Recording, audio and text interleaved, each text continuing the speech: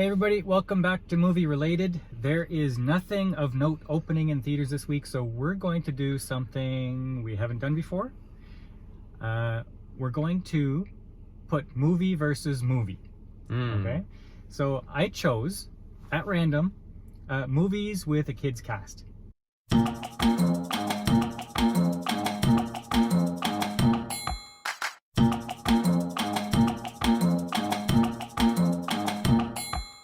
So the first two contestants in our clash of movie clans, and why I say clans is everybody pits themselves into... I would have said cult. Groups. Yeah, cults, movie cults. So if you're talking about kids movies, you're probably going to talk about The Goonies. 1985, Steven Spielberg, and oddly, Kathleen Kennedy. Yeah, probably one of the first movies that you would talk about when it comes to a kid's movie. Yeah, with a kid's cast, everybody thinks of The Goonies. And then, just because people keep on mentioning this for a children's star cast, The Sandlot. Which I had never seen. No, I remember back in, 93 when it came out. I remember The Sandlot, and I remember the look of one of the kids, the chubby kid. Yeah. But other than that, I knew nothing about it. Yeah. So we're going to pit these two against each other. Okay? And we're going to do it in categories. Okay? First, the plot of The Goonies is a bunch of childhood friends are upset that they might be evicted from their Goondocks neighborhood due to some evil realtors. And so they go on one last adventure to find a legendary treasure, and a crime family gets in their way. Realtors are just the worst. They are. They're morons, too. And The Sandlot is, rather than having to leave his neighborhood, a young kid is moving into a new neighborhood. He has no friends, but to try to ingratiate himself to the local kids playing baseball, he offers up his father and stepfather's baseball, and it gets lost in the den of the beast, and hijinks ensue. Right. Okay. So, what do you think of the titles? Who wins?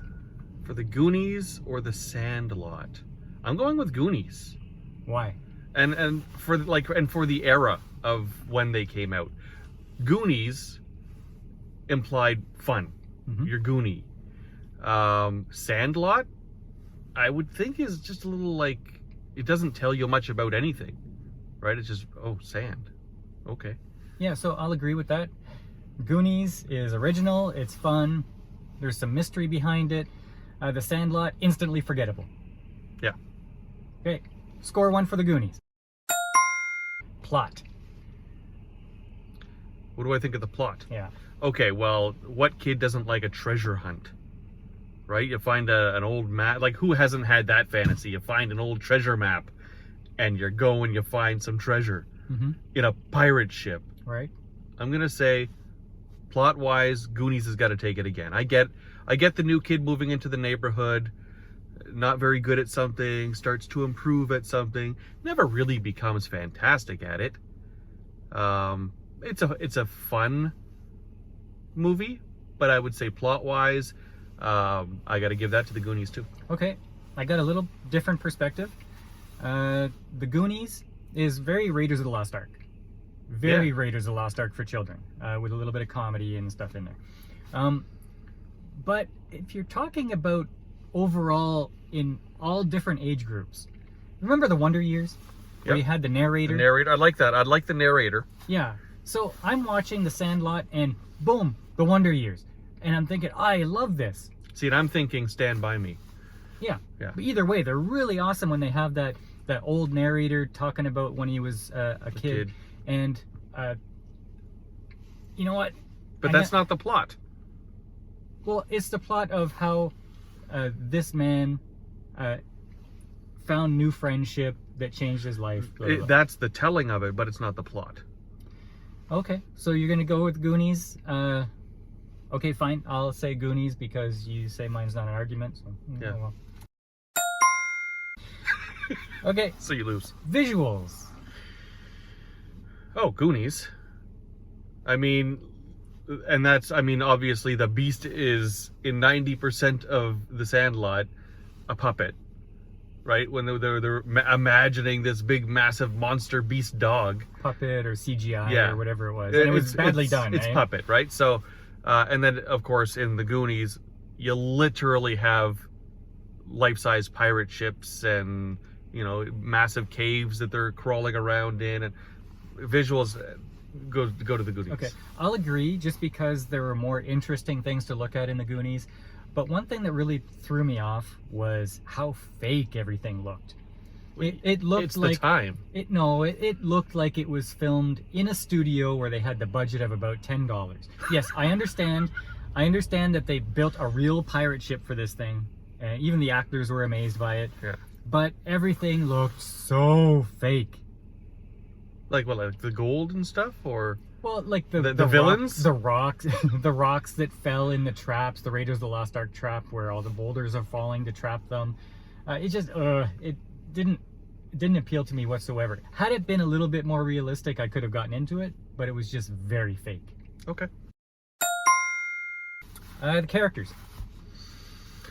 Okay, so you're gonna think I'm very biased Yes. because I got to give it to the Goonies again. It just had more versatility in the characters had traits that stood out a little more. Like thinking back to the characters in the Sandlot, nobody really had any attributes that are like, oh, that's that guy for sure. You just sort of, I knew there were brothers, the new guy, the good guy at baseball, and everybody else was just sort of generic, Mm-hmm. right? But everybody in the Goonies kind of had their own thing, like Chubb and the older brother, and you know the two girl friends. That it just, everybody had a place, and they're more memorable to me. Okay, I'll agree with that. The one thing I did notice about the Goonies was Corey Feldman's character. He started off, I think his name was Mouth. Yeah. He started off as being a potentially integral part of the group, and then he just disappeared. They did nothing with him. Yeah, they could have done more. Also, Martha Plimpton's character, she's like this nerd girl that is like ultimate Karen. Like, you put her in there just for me. Sorry, Karen. You put her in there just for me to hate someone, because there was no redeeming quality about her, and then they try to insert this potentially growing romance between her and Mouth, and I just didn't get it. Like, well, that was that young guy, older girl, kind of like the lifeguard and the kid that went and dove into the deep end in the Sandlot. Okay, well, Andy, the pretty girl, filled that role. Okay, but then the blonde, her friend, Yes, was not likable. but I think it's because they put that in there because she wasn't likable. In The Sandlot, you did have the kid who was good at baseball. You had the new kid. What was his name? Scotty. Yeah. I thought Scotty was a very sincere, innocent kid moving into a new neighborhood. I liked him. You had the two brothers, where the younger brother always repeated what his older brother said. You had Ham, who was the chubby kid. Ham, who was the chubby kid. he was kind of funny. I'm going to give this one a tie, even though the majority of the baseball team in the Sandlot was kind of generic. I think they're of equal qualities. Okay, I disagree. I still disagree. Okay, that's fine. Okay. Okay, funny fat kids. Yeah, They both had it. they did. So you had Chunk in the Goonies, you had Ham in the Sandlot. Yeah, One is obviously younger than the other. right.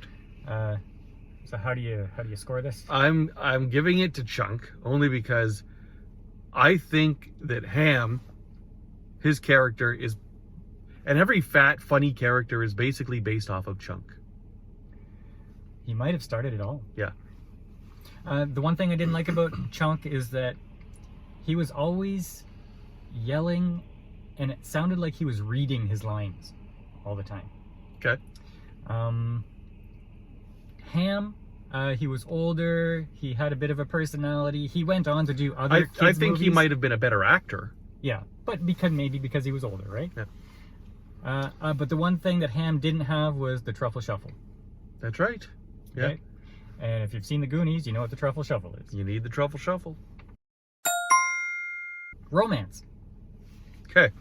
Remember, these are very young kids. Yeah. So it's like a coming of age story in the romance department. Right. So the lifeguard would be the romance In The Sandlot. in The Sandlot, which So- was very short-lived, but impactful in the movie. Yeah. So what happens is one of the geeky kids says, that lifeguard is so hot, I've had enough, I can't take it anymore. So he pretends to drown so he gets mouth to mouth. Right. And then is a legend after that. Yeah. Yeah. And in the Goonies, the head cheerleader kisses the wrong brother. Right. What I want to say is, in both of these instances, in modern day, it's sexual assault. No. No. In The Sandlot, that I could see as being sexual assault. Kissing the wrong person who ends up kissing you back. Luring them into the dark and then kissing them, that's sexual assault. Well, I mean, it's definitely a strategy that I don't recommend Don do anymore. Just so you know, this was a different time. So for a young boy watching these shows and getting something out of the romances, I would give it to probably the Goonies, because just thinking about how I was young. But wait, if you watched the end of The Sandlot, that kid grew up to marry This is Penny. True. This is true. So that's a romance that lasted. How reasonable is it to expect that happened? I'm gonna give it to The Sandlot on that one. Okay. Villains. In the Goonies, you have the Fratelli crime family. For a kids movie, the Fratelli crime family were a better set of villains than the children's imagination. Well, in The Sandlot, you had a bunch of different villains. You had the trying to get new friends. Okay, that was a type of villain. That was an obstacle. So a new kid moves into a new neighborhood, has no friends. He has to break the ice with the local kids. You have the Beast. Yeah. Which is the neighborhood dog. Big dog. And you have the inattentive stepfather. He wasn't inattentive. He was working. I don't know, 50s disinterested dad. That's how they tried to play him off. Yeah. But ended up filling that father role. Kinda. I really didn't like He him. played catch with the kid. What do you want? Yeah, he looks so disappointed on his face every single time. Yeah, but the kid can't catch, can't throw. So do you give the villains? I'm giving villains to Goonies. The Goonies, if you want to know what they're like, they're basically like the Home Alone thieves. They are exactly the Home Alone thieves. Yeah. In fact, I think if we look into it, I think Home Alone was based a lot on the Fratellis. Yeah, I would think. Yeah. Probably the same family, actually. Legacy. Yeah. You could see it. Yeah, I could see it. Yeah. Legacy. Just, if you want to know Legacy, who wins this, here. I don't have a shirt that says The Sandlot. That's true. I should have worn mine. So There's a ball dropped. the Goonies has lasted since 1985. A known name, The Sandlot, not so much. Yeah. Well, people are recommending it all the time, but Yeah, but I'm pretty sure that if you took a global poll, asked who's watched what, more people have watched the Goonies. yes, and people will instantly recognize the title. They know it's Steven Spielberg. Yeah. I mean, The Sandlot, people will be like, is that the one with the baseball? But you know Goonies. Yeah.